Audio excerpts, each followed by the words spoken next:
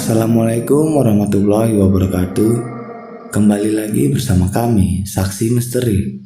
Di video kali ini, saya akan menceritakan sebuah kisah misteri tentang pesugihan. Kisah ini diangkat dari seorang narasumber, yang dimana nama dan tempat sudah kami samarkan, agar menjaga dari hal yang tidak diinginkan di kemudian hari. Kisah ini menceritakan tentang orang tuaku yang melakukan pesugihan di Gunung Kawi. Tapi sebelum masuk ke ceritanya, jangan lupa ambil posisi yang paling nyaman dan bunyikan tombol lonceng notifikasinya. Dan cerita pun dimulai.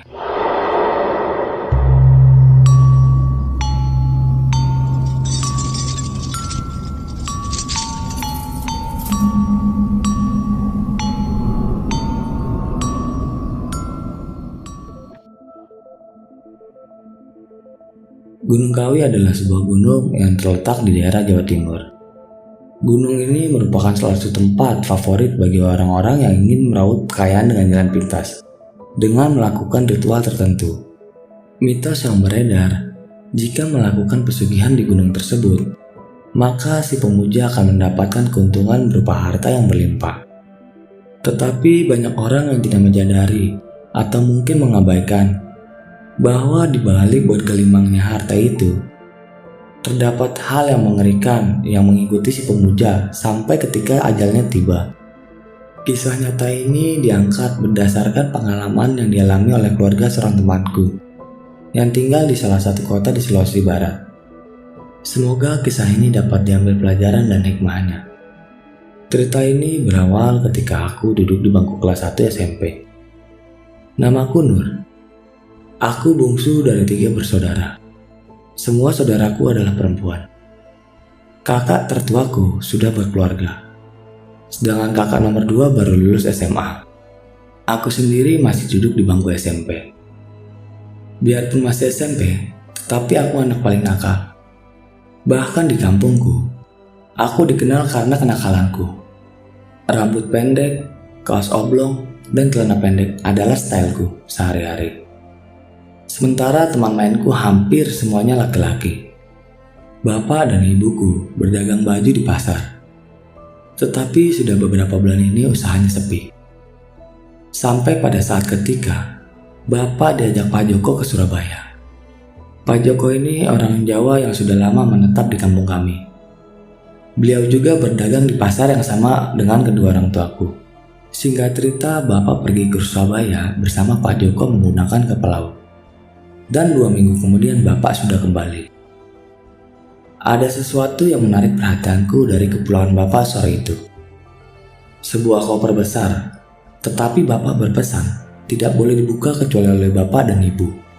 Dasar aku anaknya bandel dan selalu ingin tahu, apalagi sesuatu yang dilarang, semakin menambah rasa penasaranku. Saat itu yang ada di pikiranku, koper itu berisi makanan. Maka ketika Bapak tengah tidur sore itu, koper itu pun kubuka.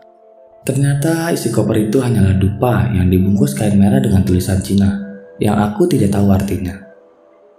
Ada beberapa bungkus dupa di dalam koper dan dalam setiap bungkus ada sekitar 12 dupa.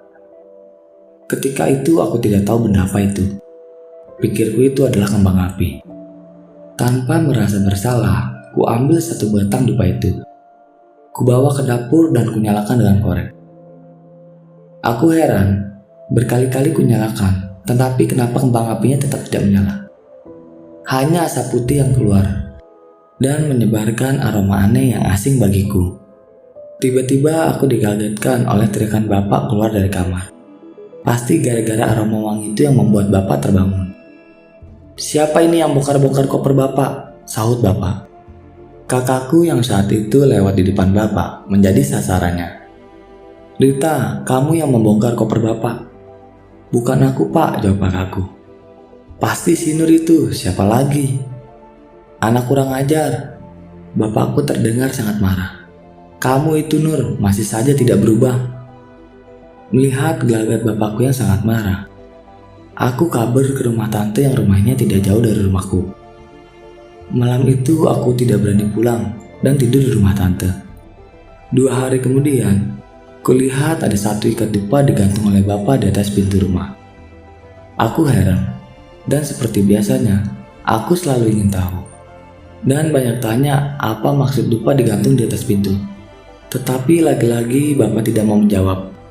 Sudah diam saja, anak kecil tidak tahu apa-apa.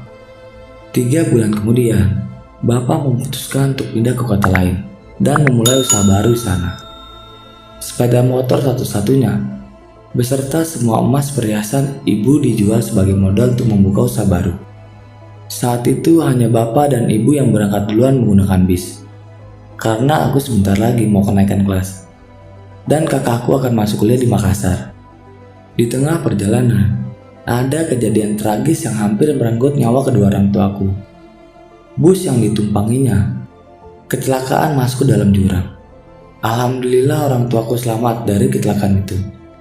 Tetapi terpaksa niat mereka pindah ke kota yang baru tertunda sampai bapak dan ibu sembuh. Sekitar 3 bulan kemudian, akhirnya kami pun pindah ke suatu daerah di Mamuju yang berjarak sekitar 1 hari perjalanan. Aku ikut pindah sekolah mengikuti bapak dan ibu. Sementara Karita sudah mulai kuliah di Makassar, di tempat yang baru. Waktu itu masih merupakan daerah bukaan transmigrasi. Bapak dan ibu membuka toko sembako dan kelontong. Pembelinya pun lumayan ramai. Setiap kali pendapatan hari itu dirasa menurun, besoknya bapak atau ibu selalu membakar 1 batang dupa di pojok dekat pintu toko. Kadang-kadang juga aku yang disuruh bakar dupa.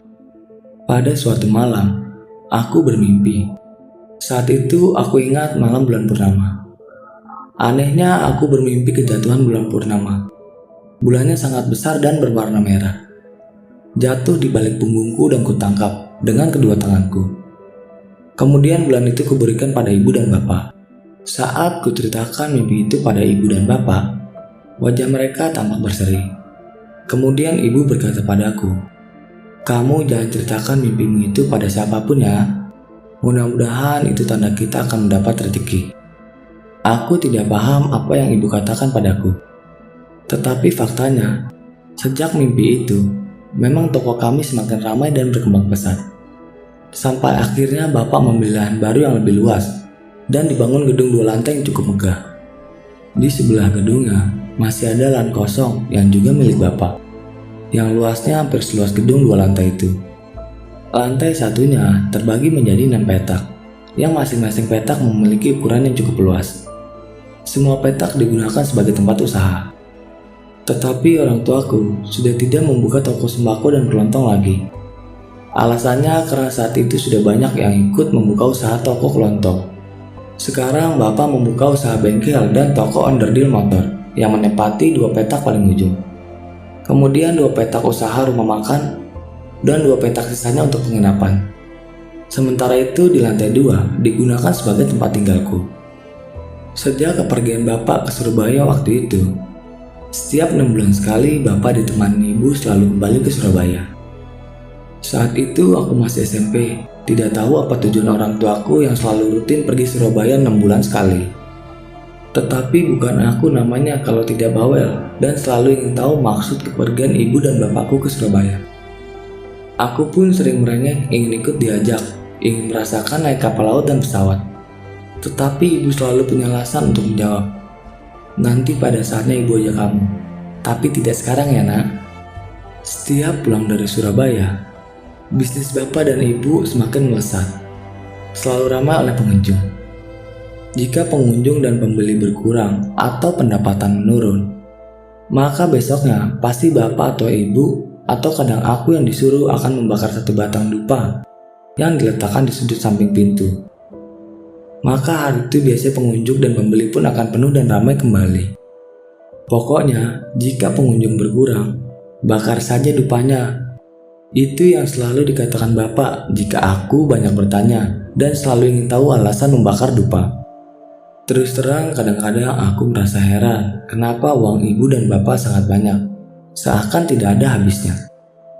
Ibu selalu membelikan apapun yang kami mau, bahkan bergelimang harta kala itu. Seperti yang sudah aku ceritakan sebelumnya, bahwa ibu dan bapak selalu rutin pergi Surabaya setiap 6 bulan sekali. Tetapi yang kuingat, setiap kali mereka kembali dari Surabaya, mereka selalu membawa sekoper penuh dupa. Ibu bilang bahwa dupa itu hanya bisa dibeli di Surabaya. Oh iya, sejak awal kami menempati rumah baru kami, aku sering merasa seperti ada yang mengawasiku. Terutama kalau aku sedang berada di kamar mandi atau ketika hendak tidur di kamar. Aku memang tidak bisa melihat siapa-siapa, tetapi aku seperti bisa merasakan kehadiran sosok lain yang sedang mengawasiku. Kejadian aneh lainnya yang aku alami selama tinggal di rumah itu adalah selalu ada benda terjatuh di dapur. Kalau aku tanya pada ibu selalu bilang, sudah biarin saja. Alhasil piring atau gelas pecah sudah tak terhitung lagi. Kejadian lain yang tak kalah mengerikan adalah setiap tengah malam di dalam kamarku. Selalu kudengar seperti langkah orang berjalan di atas plafon. Awalnya jika mendengar suara itu, aku langsung lari ke kamar ibuku. Tetapi lagi-lagi ibu selalu bilang, sudah biarin aja. Lama-kelamaan aku pun terbiasa dan tidak ambil pusing. Waktu itu aku sudah duduk di bangku SMA. Bapak mau bercerita soal kepergian bapak dan ibu ke Surabaya. Setelah ku desak dan tak bosan-bosannya, aku bertanya ke bapak mengenai hal itu. Itu pun cuma sedikit dengan terpaksa. Jadi, bapak dan ibuku pergi sebuah gunung. Setiap kali ke gunung itu, ibu dan bapak selalu memotong seekor kambing.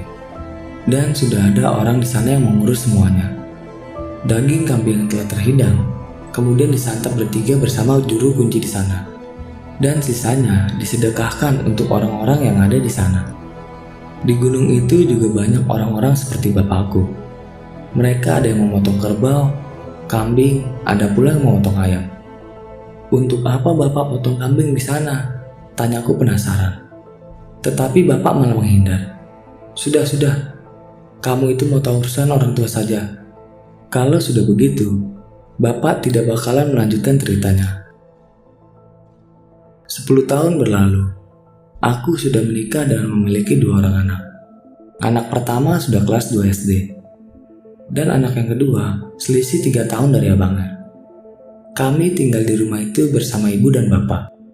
Karena memang aku yang sejak awal membantu mengelola usaha mereka. Sementara suamiku berdinas di kota Mamuju yang jaraknya sekitar 5 jam perjalanan.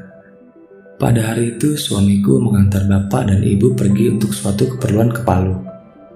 Di tengah perjalanan, saat itu sudah malam dan suasana di jalan sangat sepi. Tidak nampak kendaraan atau orang di sepanjang jalan yang mereka lewati. Ketika mobil melewati depan kuburan sekitar 3 km dari rumahku, mereka bertiga melihat sosok pocong tergeletak melintang di tengah jalan. Sosok pocong itu seperti sengaja menghalangi jalan mereka. Ibu sudah panik dan menyuruh suamiku untuk terus jalan. Setelah melewati dengan mengambil jalan agak pinggir untuk menghindari sosok pocong itu, suamiku sempat menghentikan mobil, berniat ingin mengecek. Mungkin saja itu perbuatan orang iseng. Tetapi ibu yang ketakutan dan panik melarang suamiku untuk turun dan menyuruhnya untuk segera melanjutkan perjalanan. Udah, ayo pulang. Mana ada orang iseng di tempat sepi begini. Di depan kuburan pula.